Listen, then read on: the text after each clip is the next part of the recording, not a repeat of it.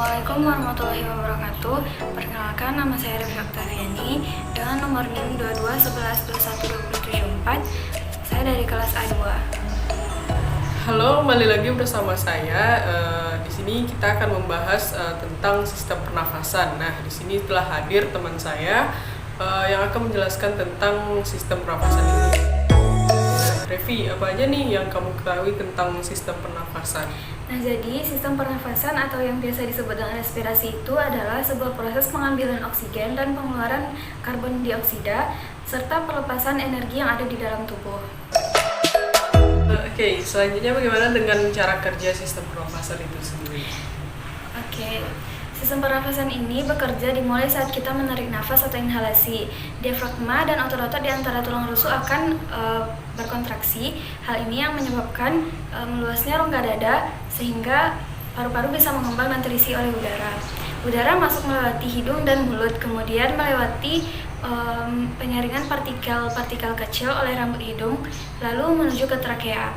Udara dari trakea masuk melewati paru-paru, melewati bronkus dan bronkiolus, dan kemudian berakhir di alveolus. Sampai di alveolus, terjadi pertukaran antara oksigen dan karbon dioksida pada pembuluh darah kecil yang disebut dengan kapiler. Oksigen masuk ke dalam kapiler, kemudian menumpang sel darah merah menuju ke jantung untuk disebarkan ke seluruh tubuh. Nah, di saat yang bersamaan, karbon dioksida masuk dari kapiler menuju ke rongga paru. Setelah pertukaran oksigen dan karbon dioksida selesai, otot diafragma dan tulang rusuk akan kembali seperti semula, akan kembali rileks seperti semula. Begitu juga dengan paru-paru, akan kembali seperti semula. Lalu udara yang mengandung karbon dioksida akan terdorong di alveolus menuju bronkus, bronkiolus, dan trakea, lalu keluar kembali melalui lubang hidung. Nah, kita udah mengetahui nih bagaimana cara kerja sistem pernafasan tersebut ya. Nah, ada nggak sih tanda-tanda seseorang itu dikatakan bernafas secara normal ataupun tidak normalnya? Nah, jadi kita bahas yang pertama, yaitu tanda-tanda pernafasan dikatakan normal ya. Yang pertama itu adalah bernafas teratur dengan udara yang keluar masuk itu hanya melalui hidung. Selanjutnya, gerakan diafragma itu lembut dan tidak terlihat bersusah payah. Selanjutnya, proses berjalannya itu tenang dan tidak ada terjadinya pertukaran menghirup udara atau mengeluarkan udara yang terjadi di dalam. Berapa sih frekuensi nafas normal seseorang tergantung usia gitu?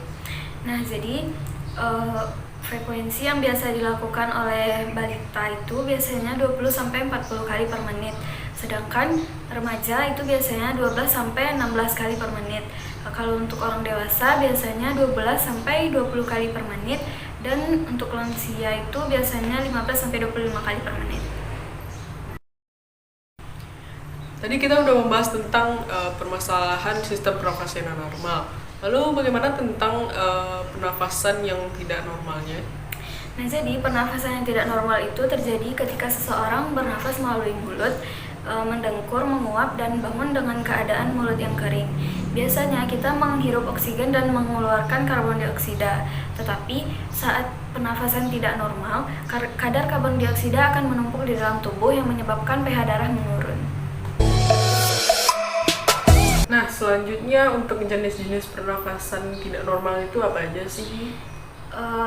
Yang pertama itu ada dyspnea. Dyspnea ini adalah sesak nafas yang biasanya terjadi ketika seseorang menggunakan terlalu banyak tenaga, dan atau ini bisa juga gejala dari penyakit tertentu. Yang kedua ada bradypnea.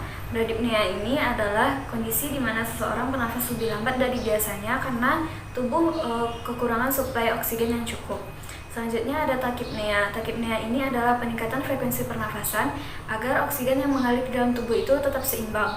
Selanjutnya ada hiperpnea. Hiperpnea ini adalah ketika seseorang menghirup nafas atau menghirup oksigen terlalu banyak. Yang terakhir ada hiperventilasi. Hiperventilasi ini adalah pernafasan yang berlebihan. Ini biasanya terjadi ketika seseorang merasakan nafasnya pendek, atau kondisi ketika seseorang cemas, atau bisa juga terjadi karena seseorang ingin pingsan. Oke, untuk tanda-tanda gangguan pernafasan itu sendiri apa aja sih? Nah, yang pertama, sesak nafas. Yang kedua adalah sakit saat bernafas. Yang ketiga, bernafas dengan cepat dan dangkal. Yang keempat ada terengah-engah saat bernafas. Dan yang kelima, peningkatan upaya untuk melakukan pernafasan. Nah, tadi kita udah membahas panjang lebar mengenai sistem pernafasan yang tidak normal. Lalu apa aja sih penyakit yang bisa menyebabkan kita bernafas tidak normal dan bagaimana cara mengatasinya? Nah, jadi saat kita bernafas dengan tidak normal, ada beberapa penyakit yang akan kita rasakan. Yang pertama ada asma, selanjutnya ada bronkitis, dan yang terakhir ada pneumonia. Itu tiga utama ya yang akan kita rasakan. Sebenarnya masih banyak lagi penyakit-penyakit yang bisa dirasakan ketika kita bernafas dengan tidak normal. Cara mengatasinya yaitu dengan menerapkan pola hidup sehat, hindari asap rokok dan jangan merokok. Selanjutnya adalah rajin berolahraga dan melengkapi kebutuhan gizi di dalam tubuh serta vitamin-vitamin. Oke, sekian pembicaraan kami mengenai sistem pernafasan normal dan tidak normal ini.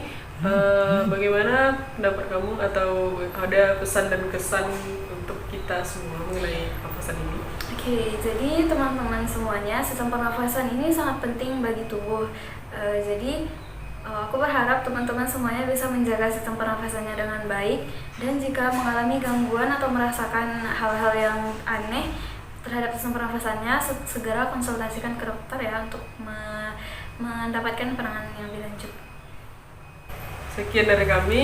Assalamualaikum warahmatullahi wabarakatuh.